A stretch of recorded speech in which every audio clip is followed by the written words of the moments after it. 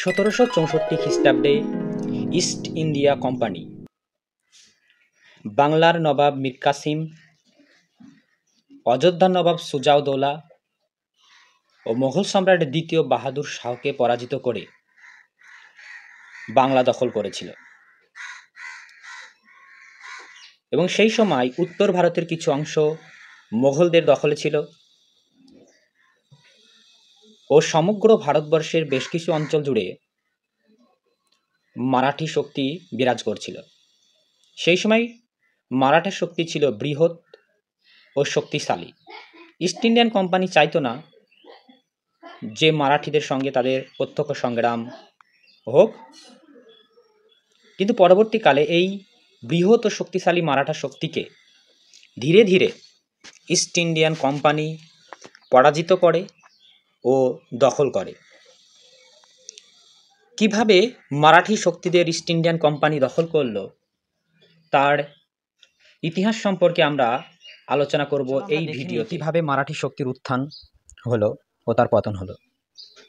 মারাঠি শক্তির উত্থান হয়েছিল শাহজির নেতৃত্বে। শাহজি কে ছিলেন? শাহজি ছিলেন আহমদনগরের সুলতান এর অধীনে থাকা পুনার একজন জাগিরদার। আহমদগড়ের প্রধানমন্ত্রী ছিল মালিক অম্বর। মালিক অম্বরকে বলা হতো দক্ষিণ ভারতের টোডরমল। মালিক অম্বর এর সাথে শাহজির সম্পর্ক খুব ভালো ছিল।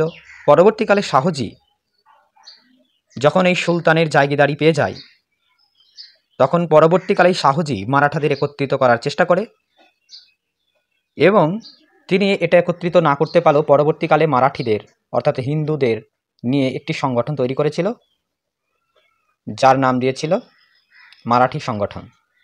পরবর্তীকালে তার পুত্র শিবাজি কিন্তু এই একত্রিত করতে সফল হয়েছিল মারাঠাদের। শিবাজির জন্ম হয়েছিল 1630 খ্রিস্টাব্দে 19শে ফেব্রুয়ারি শিবনাড়ি দুর্গে। মাতার নাম ছিল জিজাবাই, পিতার নাম শাহজি। তারা মোটে 6টি ভাই ছিল, তার মধ্যে সর্বশ্রেষ্ঠ ছিলেন শিবাজি।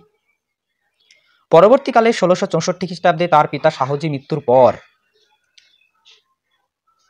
মারাঠার সিংহাসনে বসে শিবাজি এবং শিবাজি সিংহাসনে বসে পার্বত্য অঞ্চল, মন্ডালি ও কলিন্দের একটা সেনা গঠন করেন ও পুরন্দর দুর্গ ও কন্দল দুর্গ দখল করে সাল 1648। সাল 1658 খ্রিস্টাব্দে তিনি কঙ্কন, তারপরে যে কালাপুর, বসন্তনগর জয় করে। অর্থাৎ শিবাজি ছিলেন একজন দক্ষ নেতা। পরবর্তীকালে সাল 1659 খ্রিস্টাব্দে শিবাজিকে দমন করার উদ্দেশ্যে মোগল সম্রাট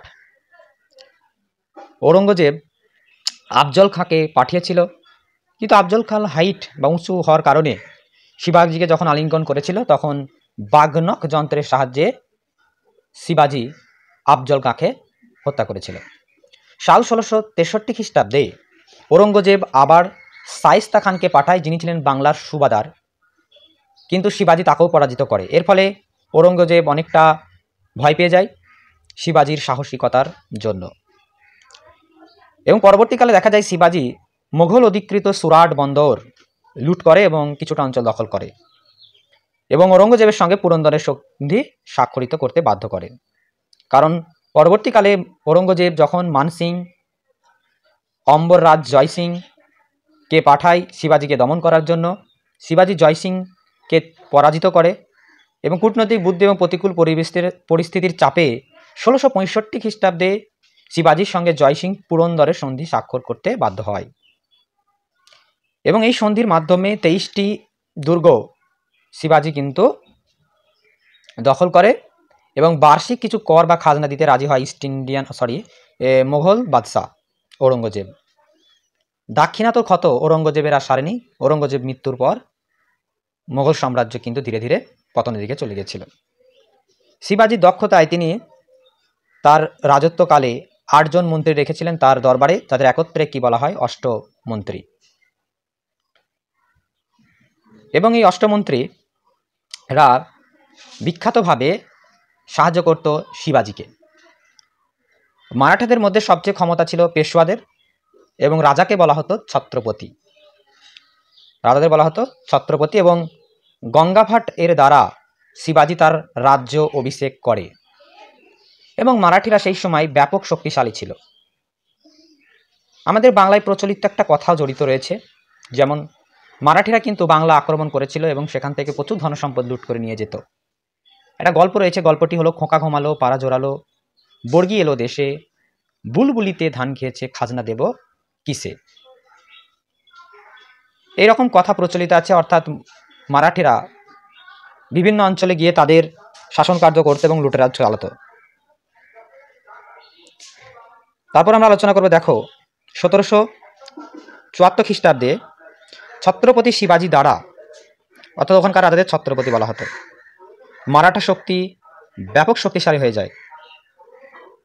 তখন মারাঠি শক্তির রাজ্য ছিল উত্তরে আফগানিস্তান থেকে শুরু করে দক্ষিণে তামিলনাড়ু ও পশ্চিমে সিন্ধ থেকে, অর্থাৎ সিন্ধিয়া বর্তমান যার নাম মুম্বাই, সেখান থেকে পূর্বে উড়িষ্যা পর্যন্ত বিস্তৃত ছিল মারাঠা সাম্রাজ্য। 1761 খ্রিস্টাব্দে পানিপতের দ্বিতীয় যুদ্ধে আফগান শাসক আহমদ শাহ দুররানিকে মারাঠিরা হারিয়ে দেয় এবং মোগলদের বেশ কিছু অঞ্চল মারাঠিরা দখল করে। 1761 খ্রিস্টাব্দে মারাঠিদের ক্ষমতা বেড়ে যায় মাধবরাও প্রথম আসার কারণে। মাধবরাও প্রথম এসে মারাঠিদের ক্ষমতা আরও বৃদ্ধি পেতে থাকে। আমরা আলোচনা করেছিলাম মারাঠা ভার্সেস মহীশূরে বারবার মাধবরাও কী করেছিল, আক্রমণ করেছিল হায়দার আলীকে, এবং হায়দার আলীকে বারবার পরাজিত করেছিল। তারপরে 1765 খ্রিস্টাব্দে এলাহাবাদ সন্ধি হয়েছিল এবং এলাহাবাদের সন্ধি দ্বারা বেশ কিছু অঞ্চল দখল করেছিল মারাঠি শক্তি মুঘলদের। মারাঠির সাথে যুদ্ধ করতে চাইতো না ইস্ট ইন্ডিয়ান কোম্পানি, কারণ জানতো যে ইস্ট ইন্ডিয়ান কোম্পানি জানতো মারাঠির শক্তি ব্যাপক শক্তিশালী, তারা অপেক্ষা করতে থাকে। কিন্তু এটা চাইতো না যে ইস্ট ইন্ডিয়ান কোম্পানি এটা চাইতো না যে মারাঠিদের দখল করতে। মারাঠি তো চাইতো সারা পৃথিবীটাকে ইস্ট ইন্ডিয়ান কোম্পানি তো চাইতো সারা দুনিয়া, অর্থাৎ সারা পৃথিবীটাকে তাদের দখলে আনতে। কিন্তু তারা সুযোগের জন্য অপেক্ষা করছিল। আগেই বলে রাখা ভালো, ইস্ট ইন্ডিয়ান কোম্পানির মধ্যে দূরদর্শিতা ছিল, অনেক ধৈর্য ছিল বেশি, তাই তারা অপেক্ষা করতো মারাঠিরা দুর্বল হওয়ার কারণে। পরবর্তীকালে দেখা যায় 1772 খ্রিস্টাব্দে মারাঠা নেতা পেশওয়া মাধবরাও যখন মারা যায়, তখন মারাঠাদের মধ্যে বিবাদ বেড়ে যায় যে পরবর্তী পেশওয়া কে হবে। মনে রাখবে, পেশওয়া বর্তমানে প্রধানমন্ত্রীর মতো, আর এই ছত্রপতি হয়েছে রাষ্ট্রপতির মতো। তার পরবর্তীকালে মাধবরাওয়ের মৃত্যুর পর নারায়ণ রাওকে সিংহাসনে বসানো হয় পরবর্তী পেশওয়া হিসাবে। কিন্তু তার কাকা রঘুনাথ রাও নারায়ণ রাও যে সিংহাসনে বসেছে এটা পছন্দ করেনি, তাই রঘুনাথ রাও নারায়ণ রাওকে হত্যা করেছিল 1763 খ্রিস্টাব্দে এবং সিংহাসন থেকে সরিয়ে দিয়ে রঘুনাথ রাও সিংহাসনে বসেছিল। কিন্তু নারায়ণ রাওকে মৃত্যুর সময় নারায়ণ রায়ের স্ত্রী গর্ভবতী ছিলেন এবং পরবর্তীকালে তার পুত্র সন্তান হয় যার নাম দ্বিতীয় মাধব রাও। নারায়ণ রায় এর পুত্র হয়েছে দ্বিতীয় মাধব রায়ের জন্ম হয়। পরবর্তীকালে দ্বিতীয় মাধব রাওকেই সিংহাসনে বসানো হয়। এক্ষেত্রে তোমরা জানতে চাও যে কারা ঠিক করছিল পরবর্তী পেশওয়া কারা হবে। এক্ষেত্রে বলে রাখা ভালো যে মারাঠিদের মধ্যে আটটি মন্ত্রী দিয়ে একটি কি ছিল, একটা কাউন্সিলর ছিল। এই কাউন্সিলর হেড ছিল নানা ফড়নবিস।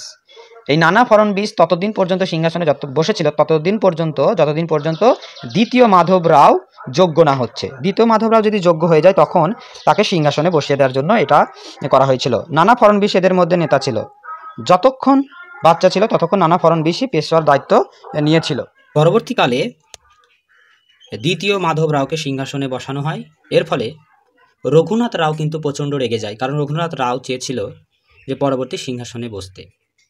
এর ফলে তিনি রেগে গিয়ে ইস্ট ইন্ডিয়ান কোম্পানির সঙ্গে হাত মেলায় এবং সিংহাসনের আশায় এবং সুরাটের সন্ধি স্বাক্ষরিত করে ইস্ট ইন্ডিয়ান কোম্পানির সঙ্গে, এবং রঘুনাথ রাওকে ইস্ট ইন্ডিয়ান কোম্পানি আর্মি দিয়ে যুদ্ধে সাহায্য করার কথা বলে এবং মারাঠা নেতা রঘুনাথ রাও বেসিন ও সুরাট দিয়ে দিয়েছিল ইস্ট ইন্ডিয়ান কোম্পানিকে।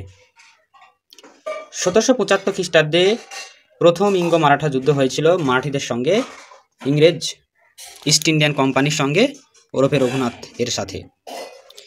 ইংরেজদের পক্ষে ছিল ওয়ারেন হেস্টিং এবং এই যুদ্ধে ইংরেজ ইস্ট ইন্ডিয়ান কোম্পানিকে মারাঠিরা পরাজিত করে এবং রঘুনাথ পেন্সিল বাতিল করে দেয় পেনশন, এবং এতে নানা ফড়নবিস খুব রেগে যায় এবং নানা ফড়নবিস রেগে যাওয়ার কারণে তিনি ফরাসিদের কিছু অঞ্চল ফ্রান্সদের কিছু অঞ্চল বাণিজ্য করার জন্য দিয়ে দেয়। এতে আবার ইস্ট ইন্ডিয়ান কোম্পানি রেগে যায় ফরাসিদের বাণিজ্যকৃত এলাকা দেওয়ার জন্য।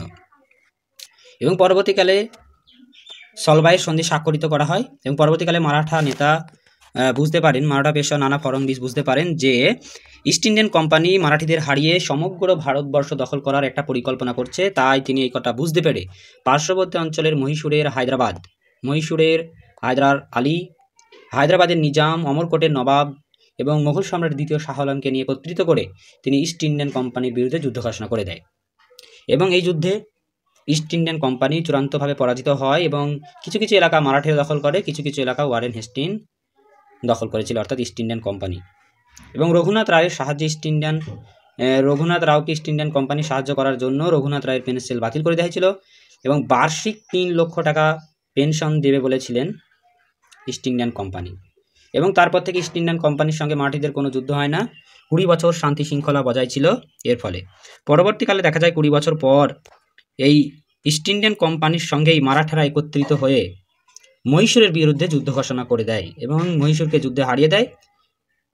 এবং পরবর্তীকালে ইস্ট ইন্ডিয়ান কোম্পানির সঙ্গে মহীশূরের সম্পর্ক ব্যাপক উন্নতি হতে থাকে। 1800 খ্রিস্টাব্দে নানা ফড়নবিস যখন মারা যায়, 1765 খ্রিস্টাব্দে মাধব রাও দ্বিতীয় মারা যায়। তারপর থেকে মারাঠি পরবর্তী সম্রাট কে হবে নিজেদের মধ্যে একটি ঝামেলা শুরু হয় এবং রঘুনাথ রায়ের পুত্র বাজিরাও দ্বিতীয় পেশোয়ারা হয়। এবং বাজিরাও দ্বিতীয় যখন পেশোয়ারা হয়, ওসমান অহংকারের ভাইকে হত্যা করে এবং হত্যা করেন বলে ওসমান হালকার কিন্তু প্রচণ্ডভাবে রেগে যায় এবং দ্বিতীয় বাজিরাওয়ের সঙ্গে যুদ্ধ ঘোষণা করেছিল। এবং সেই সময় দ্বিতীয় বাজিরাওয়ের সঙ্গে পুনের সম্পর্ক খুব ভালো ছিল। এর ফলে যুদ্ধক্ষেত্রে দুজন যাওয়ার কারণে পুনে ভয়ে পালিয়ে গেছিল যুদ্ধক্ষেত্রে এবং দ্বিতীয় বাজিরাও একে সাহায্য করার মতো কেউ ছিল না। তাই তিনি ইস্ট ইন্ডিয়ান কোম্পানির কাছে যায় সাহায্যের জন্য। ইস্ট ইন্ডিয়ান কোম্পানি এই সুযোগই খুঁজছিল।